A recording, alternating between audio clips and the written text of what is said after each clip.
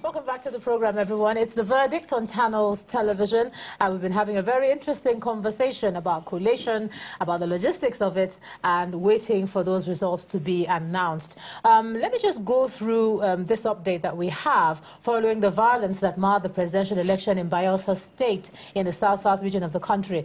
Well, now the state governor, Serake Dixon, and the former governor, Pt.2, have been having a bit of a conversation about what happened there. While Governor Dixon is calling on the federal government to dismantle military presence in the state, his predecessor in office, Pt.2, is accusing the People's Democratic Party of being the mastermind of the election violence, so the back and forth continues. A former local government chairman, according to Mr. Silva, who was reportedly arrested with arms, is under the employ, allegedly, of Governor Dixon. I heard of the killings in Rivers State. It's unfortunate. I heard that a few people died also in Bayelsa State in the course of the election. It's unfortunate. There should be no violence. Violence is not a part of electioneering. People should get that into their head. And the earlier we begin to go to the polls and conduct ourselves peacefully, the better for all of us. Because we can't continue like this. We can't continue like this, killing ourselves every time there is election. We can't continue like this, and I keep saying it's very unfortunate, I must say. Yesterday, there were pictures on social media, arms that were seized from an acting local government chairman. I'm sure you have also seen those pictures. That acting local government chairman is not working with Pt.2. Is a local government chairman that is working with Governor Dixon. And I alerted the world that people like that are being appointed specifically so that they can now become useful to him during the election, to shoot, to do what they know best to shoot. But of course, people didn't listen to me. And just a few days ago, they arrested scores of young men working for that local government chairman, and a lot of ammunition belonging to that local government chairman. They are not working for me. And so the narrative continues there in Bayelsa State. Now, just to remind you that the National Collation Center is officially open. And we heard a short while ago from the INEC chairman on the outcome of the polls and just the procedure for the collation of results. Now, let's listen to him again to just refresh our memories about what he said. Millions of Nigerians trooped to the polling units. Professor Mahmoud Yakubu, INEC chairman, briefing the media on the outcome of Saturday's presidential and National Assembly election. Voting took place nationwide. He began by telling his audience that the commission is happy that voting took place nationwide, although the commission, according to him, is in receipt of reports of intimidation, burning of ballots and elections being unable to hold where materials were late in coming. But the good news is that elections eventually held on Sunday in those polling booths in Abia, Bayelsa, Benue, Plateau, Zamfara and Sokoto states. He then speaks of a polling booth in Lagos where hoodlums disrupted the exercise. We are also aware of the incidents in some parts of Lagos, particularly Okota. We are similarly aware of the incidents of intimidation, abduction, hostage taking, and violence unleashed on election officials in some states, notably Akwa Ibom, and the burning down of a vehicle conveying materials used for the election yesterday in Dekina local government area of Kogi State. Some youth corps members serving as ad hoc staff were also attacked in Osun State. There were also reports of abductions in Akwa Ibom and in Osun State, where a youth corps member was beaten up. But the worst case appears to be Rivers State, where an ad hoc staff of INEC was killed. While in all these attacks, election staff sustained injuries, we have unfortunately recorded the first fatality in Rivers State. An ad hoc staff, Mrs. Ibisaki Amakri, was hit by a bullet while returning from election duty in Degema. May her soul rest in peace. And then, to the questions and answers session, the chairman took the opportunity to comment on some social media activities and its impact on the elections. I can only appeal to the social media to please be circumspect in the way we report, particularly the outcome of elections. I've seen some of the reports say one candidate has been declared winner, and then when you read it, they will say in his polling unit. So the position of the commission is that INEC as a commission does not support censorship. We don't support censorship. And we believe that the best antidote to fake news is more openness and transparency. And that is what we are doing through this medium, to explain and clarify and respond to your questions. But I can only appeal to those who operate at that level to please be extremely circumspect in the kind of information that they put forward. And now, with the presidential and National Assembly election results coming in, Nigerians are waiting to hear from INEC, the leaders that have been elected to lead the country in the next 4 years. Welcome back to The Verdict. Our conversation continues here in the studio. Mr. Ifeanyi, before we went on that break, we were talking about a change of mentality, so to speak, a change of psyche. Noah called it going back to the DNA. When you were talking, you talked about how the national anthem, the unity, peace and progress came to play when we had that crisis, that health crisis, Ebola situation. Well, before you go to that, NT, I think you'd asked him a question and we asked him to think about it when we were going on the break, if I got that correctly. Yes, I did. You did. But I wanted to get Mr. Ifeanyi's position to add into this because of what he said as regards why. The question now is, why do we have to wait until there is a how do some people in sports say crunch time to come together?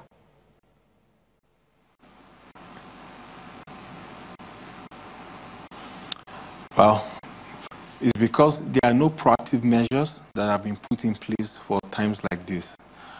We've gotten used to crisis management. Like Mr. Nora said earlier, you want to prepare for World Cup and you start preparing for World Cup in the year of the World Cup, or like for some political actors that came out for presidency, you want to go out for presidency, you start campaigning on the year of election and all that.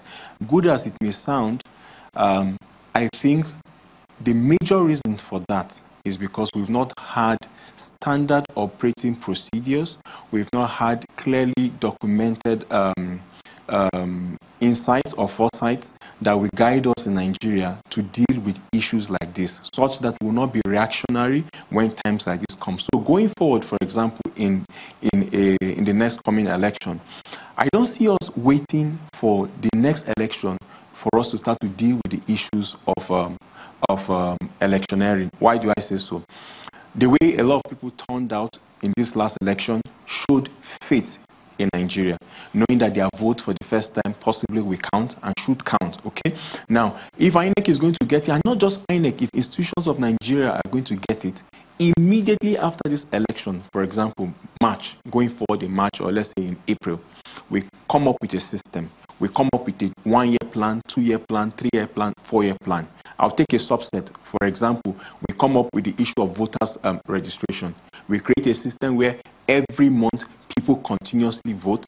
Every month people are continuously sensitized about voting and electioneering. Meanwhile, another process is going on where a clear document is being created and harmonized with the previous reports that have been made on how elections can be done better. So going forward, I think in Nigeria and all the stratas of Nigeria, we need to be forward-thinking. What do you want to see in 10 years' time? What do you want to see in 5 years' time? Not just what do we want to see. We must have them articulated. We must have them written down. We must have them researched. We must harmonize reports. We must listen to the brutal facts of what people are saying. Just listening to the governor right now, he said, the former governor of Bayelsa State, saying that we don't need to be fighting during election. Obviously, everybody knows that one. But has there been enough information that we go around Nigerians to make them know that, look, you know what, there's really no need for fighting because we are trying to build a new nation. Changing that kind of psyche actually takes a period of time. So there will be town hall meetings, there will be constant commercials, there will be religious meetings, national orientation will be doing their activities. So it will be a massive bombardment. Okay, so over time, you will just notice that there's a little shift. So civic consciousness will now become a culture. Now from culture and consciousness, it will does become practice, all right? Making us to key into unity and faith, like I was trying to say. So we are united in what we think about as Nigerians. We express faith in the system and in our processes. Finally, we achieve peace and progress. I believe that the crafters of that line in our motto knew that we'll reach a point like this in Nigeria where we need to come together and now start to think like that. So, for example, some of those external observers coming to observe us, good as it may be, they will observe us, give us the report, but they'll leave us with our situation. And that's why I keep on saying I commend what I've seen with Yaga Africa, okay? So we need to start having a long-term thinking, a long-term strategic thinking where systems, processes are actually researched, documented, communicated effectively, then finally deployed. Okay. Yes, okay. We'll now come back to, because now while he was talking, I recollected something. INEC has been in the eye of the storm. Everybody's attention is on INEC. But there are other agencies, as we've seen. There are other agencies. When we talk about what he mentioned in terms of voter awareness and education, the issue of votes, how to do it and all that, there are people who have identified some other agencies. For example, the Orientation Agency has been critical in this, the Ministry of Information. Then you have the security angle, which has been our other big pacer. Now, so when we're talking about a national discussion, speak to these other agencies outside of INEC. You know, if you had asked that, how do I rate the elections now? Yeah. In my mind, I would have said INEC 45, security 25, all right? And others. The Nigerian people 80 or 90. And then the government of the day, don't forget that the government of the day still has the responsibility to midwife this process successfully. And so for me, I would say that, I don't, you know, they say there's no smoke, how do they say that thing? There's no smoke without fire. Yeah, something like that. The security agencies have been mentioned too often, doing the wrong things, being in the wrong places during these elections, that I'm really getting worried. That is this, you know, is this orchestrated? Is there a plan to undermine? I don't know if you're getting it. You know, there's some thoughts you don't want to entertain, but the evidence keeps pushing you, and you are resisting it because to think those kind of things is dangerous. So I'm saying that the security apparatus needs to, because right now if the onus has shifted from INEC. It's shifted from the people because we came out to vote. Now, we're having gaps where security is supposed to have been in place. So somebody needs to be asking, what was the plan? How did the security services, how were they supposed to hold their own? All right? INEC has done its bit. They've got the stuff out there. We have come out to vote. Now, certain people, certain institutions were supposed to ensure that certain things don't happen. All right? I mean, we're told that, yes, they won't bear arms around the polling centers, but not too far away, there would be, you know, security forces that were armed. Even when the INEC chairman was talking about it, he had said we're going to learn lessons from what we have seen right now. But I keep asking, whenever we talk about it, I keep saying we need to make up our minds whether we want that or not. Because you hear them saying we don't want to see security visible with the soldiers, and we don't want to see the arms. Then when things happen, oh, where were they? Why didn't they do what they were supposed to do? So we need to decide what we want, really. My understanding was that round about the polling stations, they would not be armed, but almost like an earshot away, there would be armed personnel who would be called in if the need arises. That was my understanding. Now, if that's the case, I mean, you've seen these clips on video. Those guys went there for 2 minutes. I mean, yeah, and if the armed security forces were not far away, you would have expected that, you know, they should have been able to arrive in time to, you know, nip in the bud whatever else was going wrong. And like the gentleman on data was saying, there's so much information out there, and some of it is true. So I think that our security forces, and by extension, the government of the day, needs to take responsibility to ensure that even INEC is not undermined, as it were. Yeah, because that is, of course, the general position. Yeah. Now, Obin, you're going to have the last word on this segment. And looking ahead now, we want to look ahead now. We've talked extensively about where things went wrong and all of that. But looking ahead now, apart from what Norua has said and apart from what Tochukwu has talked about, what are we not looking at? Is this for March 9th now? Or? Both for March 9th, okay, in the first instance, short term, yeah, and then subsequent, because there will be other elections. Next year, there will be an election in Bayelsa State, the Bayelsa where all this is going on. There will be an election there next year. There will be a governorship election there next year. Let's start by, when I was talking about strategy, I said strategy begins with diagnosis. You can't solve a problem that you have not identified. And what we're saying here is not a critique or a criticism. We're just giving feedbacks, all right? These are some of the lapses we noticed in this particular election.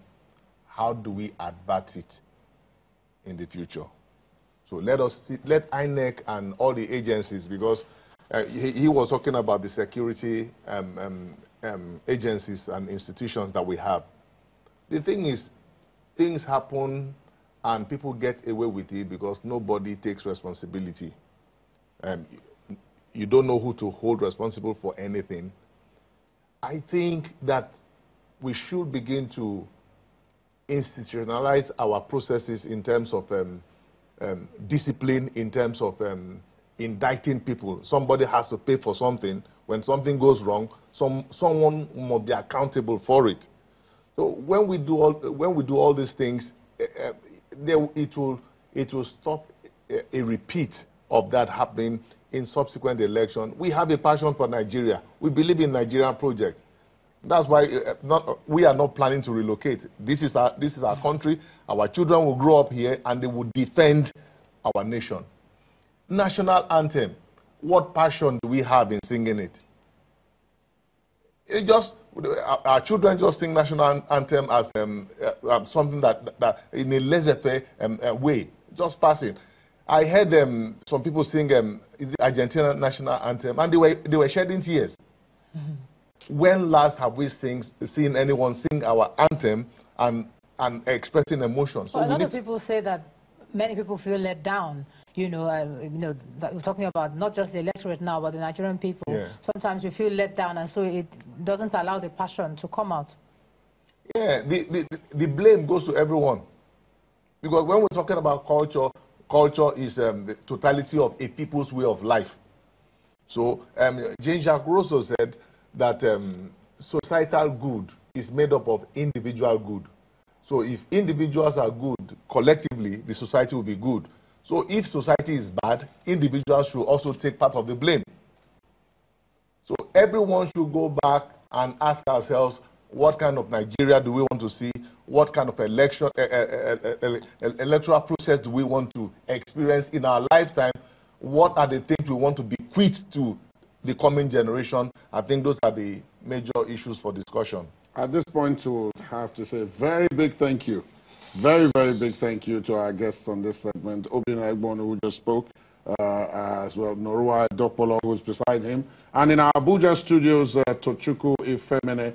Thank you to all three of you for joining us on this segment. It's been a pleasure having you. We'll take a break at this point, and then we'll come back after this.